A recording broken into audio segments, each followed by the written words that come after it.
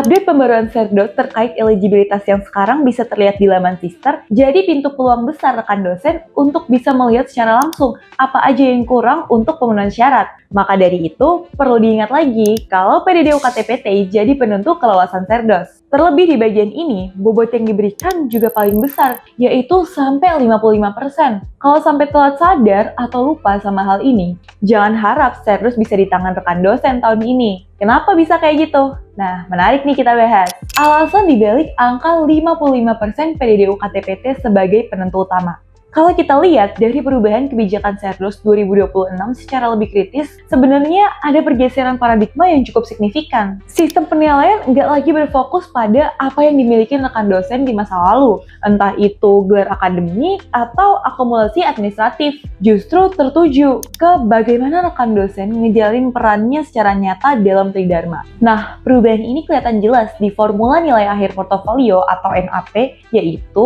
NAP sama dengan 0,35 kali NKAJF tambah 0,19 kali NPD tambah 0,55 kali NPDD.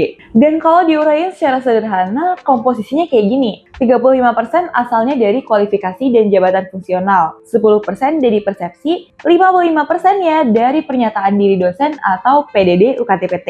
Jadi, nilai terbesar sekarang nggak lagi datang dari apa yang udah dimiliki, tapi dari apa yang benar-benar dilakuin. Dan ini jadi perubahan yang cukup penting karena ngegeser fokus dari identitas administratif ke kualitas praktis akademik yang sebenarnya. Dan ini bisa kita lihat di sini. Representasi karakter komprehensif, DIA, dan narasi riset. Di PDD UKT-PT jadi lebih dominan bukan tanpa alasan ya rekan dosen. Instrumen ini emang dirancang buat nangkep gambaran dosen secara lebih utuh dan lebih hidup aja. Dalam PDD UKT-PT, ada dua komponen utama yang sangat nentuin dan gak bisa dianggap remeh. Pertama, video pembelajaran dengan durasi maksimal 30 menit. Video ini nggak cuma formalitas buat nunjukin kalau dosen pernah ngajar. Lebih dari itu, video ini jadi jendela utama buat ngeliat gimana seorang dosen nyampein materi, gimana caranya seorang dosen ngebangun suasana kelas, gimana caranya ngerespon mahasiswa, dan gimana caranya ngelola proses belajar secara nyata. Nah, dalam video tersebut biasanya bakal kelihatan 3 aspek penting yang sering disebut sebagai DIA atau delivery. Gimana materi disampaikan,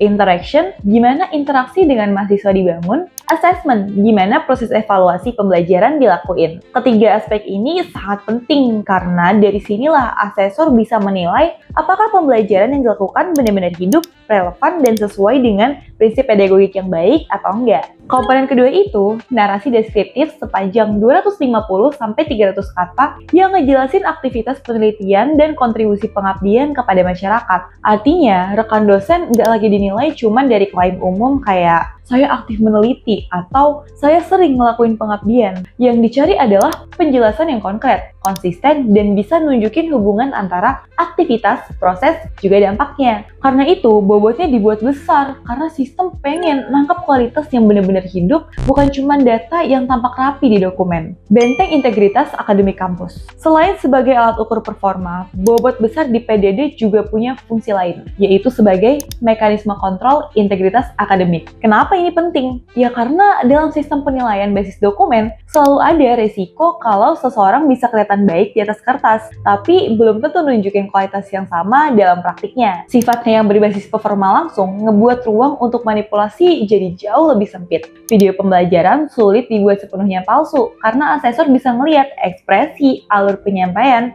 interaksi, dan konsistensi antara apa yang dikatakan dengan apa yang dilakuin. Dengan kata lain, PDD UKT-PT ini juga jadi filter kejujuran akademik. Karena itu, kesalahan kecil sekalipun bisa ngasih dampak yang besar banget. Nah, jujur ya, pas denger aturan ini, banyak banget dosen yang langsung overthinking. Gimana ya cara bikin video ngajar 30 menit yang kelihatan natural, tapi semua unsur DIA-nya dapat? Atau gimana caranya meres cerita pengabdian bertahun-tahun cuma jadi 300 kata, tapi tetap bikin asesor tertarik. Kalau rekan dosen adalah salah satu yang lagi pusing mikirin ini, tenang. Rekan dosen nggak sendirian. Dan kabar baiknya, rekan dosen nggak perlu meraba-raba atau tebak-tebak buah manggis sendirian di rumah. Kebetulan nih, di duniadosen.com kita udah buatin satu kelas online khusus judulnya e-course kunci PDD UKT-PT berkualitas. Di sana kita nggak cuma teori, tapi kita langsung kasih panduan taktisnya. Mulai dari memahami struktur dan logika penulisan PDD UKT-PT berdasarkan panduan Serdos terkini, teknik menyusun narasi reflektif yang kuat untuk bidang pendidikan, penelitian, dan pengabdian, juga strategi menonjolkan kekuatan personal akademik yang tetap relevan dan objektif yang isinya daging semua pastinya. Daripada jatah kelulusan tahun ini melayang cuman gara-gara salah strategi di PD2 KTPT, mending rekan dosen amanin dulu ilmunya.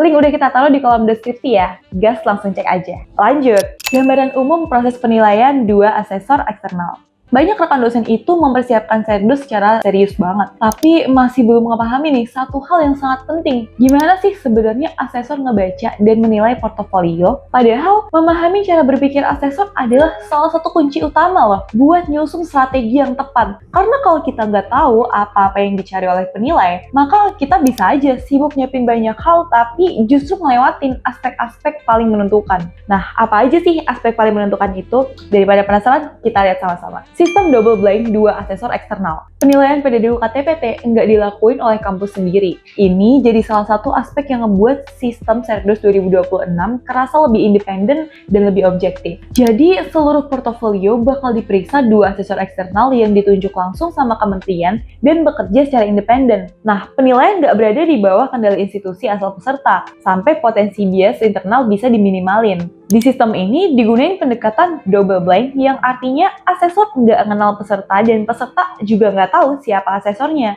Model ini tuh penting banget buat ngejaga jarak penilaian dari hubungan personal, kedekatan institusional, atau pengaruh internal tertentu. Dengan gitu, yang dinilai benar-benar ngisi portofolio dan kualitas bukti yang disampaikan. Tujuannya, udah pasti ngejaga objektivitas, ngurangin bias, dan juga mastiin kalau hasil penilaian itu benar-benar nyerminin kualitas akademik peserta. Apalagi sih yang dicari sama asesor? Sebenarnya, asesor itu nggak cuma nonton video atau ngebaca narasi secara sepintas. Mereka ngelakuin analisis yang cukup mendalam buat ngeliat apakah seluruh bagian portofolio saling mendukung dan ngebentuk gambaran yang konsisten atau enggak. Nah, pada aspek pengajaran misalnya, asesor bakal ngeliat beberapa hal penting kayak apakah isi video sesuai dengan RPS, apakah metode pembelajaran yang digunakan relevan sama materi, dan apakah penyampaian dosen kelihatan natural, terstruktur, dan ngeyakinin. Apakah interaksi dengan mahasiswa benar-benar terjadi atau cuma kelihatan formalitas aja? Terus, apakah proses evaluasi pembelajaran dijelaskan secara jelas dan masuk akal? Sementara di aspek penelitian dan pengabdian kepada masyarakat,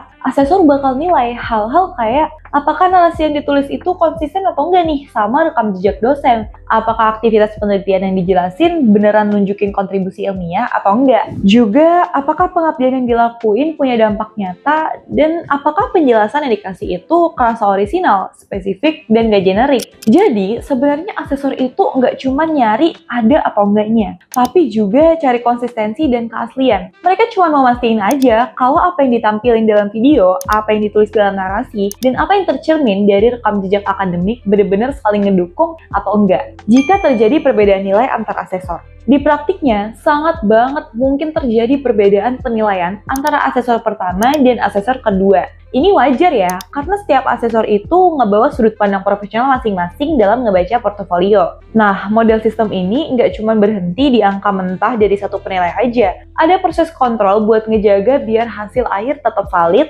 objektif, dan bisa dipertanggungjawabin. Ini penting banget, karena Serdus bukan cuma seleksi administratif, tapi juga proses penjaminan mutu terhadap kualitas dosen sebagai pendidik, peneliti, dan pengabdian masyarakat. Tujuan dari seluruh mekanisme ini ngehasilin NAP yang valid, objektif, dan pastinya kredibel. Jadi, walaupun ada 2 asesor nih dengan kemungkinan penilaian yang berbeda, sistem tetap dirancang biar keputusan akhir nggak asal jadi. Nah, video pembelajaran harus mencerminkan pengajaran yang hidup. Narasi penelitian harus menunjukkan kontribusi yang nyata, pengabdian pada masyarakat harus terasa manfaatnya. Semua hal ini harus saling terhubung dan saling menguatkan. Nah, kalau video ini bermanfaat, jangan lupa klik subscribe dan share ke rekan dosen lainnya ya. Like dan komen di bawah ini, apalagi yang perlu kita kulik seputar karir dan akademik dosen. Sampai jumpa di video selanjutnya.